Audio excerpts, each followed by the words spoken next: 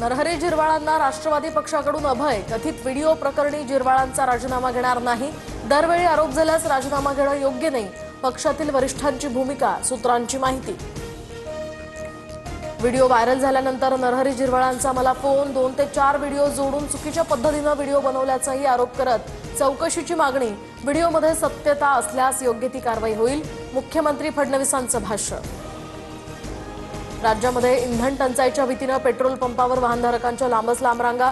कुठे पाण्याची टाकी घेऊन ग्राहक रांगेत, तर कुठे पाणी या ठिकाणी बाटलीमध्ये पेट्रोल न दिल्यानं हाणामारीच्याही घटना.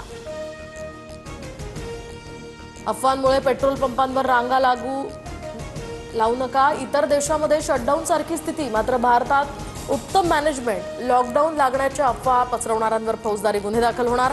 मुख्यमंत्री फडणवीसांची स्पष्टोक्ती.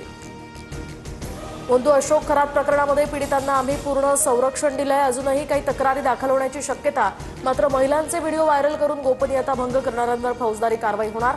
मुख्यमंत्री फडणवीसांचा इशारा.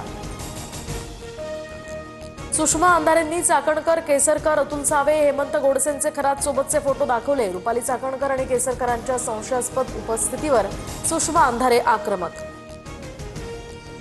सुषमा अंधारे, रुपाली ठोंबरे, संगीता तिवारींकडून नाशिक पोलीस आयुक्तांची भेट. चाकणकर सर्व रॅकेट चालवत असल्याचं दिसतंय, त्यांना सहआरोपी करून अटक करा. रुपाली ठोंबरेंची मागणी. केंद्र सरकारकडून औद्योगिक क्षेत्राला मोठा दिलासा. आधीच्या 50% व्यावसायिक एलपीजी वाटपावर आणखी 20% वाढ. औद्योगिक क्षेत्राला एकूण 70% व्यावसायिक एलपीजी वाटप होणार. Steel, automobile, textile, chemical, plastic या उद्योगांना प्राधान्य. आखाती देशातील युद्धावर पंतप्रधान नरेंद्र मोदी सर्व राज्यांच्या मुख्यमंत्र्यांशी संवाद साधणार. तर आज संध्याकाळी 6:30 वाजता व्हिडिओ कॉन्फरन्सिंगद्वारे चर्चा.